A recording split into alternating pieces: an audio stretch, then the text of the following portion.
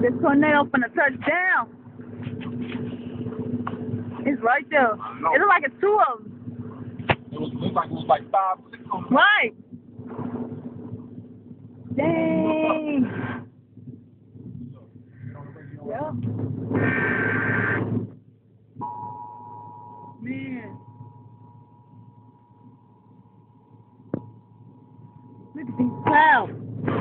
We interrupt our regular programming to activate the North Central Texas Emergency Alert System. Radio. Request of the National Weather Service. The National Weather Service in Fort Worth has issued a tornado warning for western Collin and eastern Denton counties until 8:45.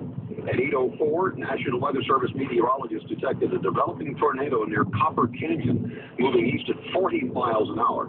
This is a dangerous storm. If you're in its path, take cover immediately.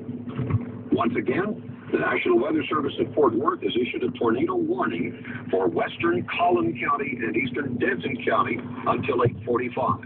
All North Central Texas stations affected by this alert are requested to rebroadcast the preceding announcement.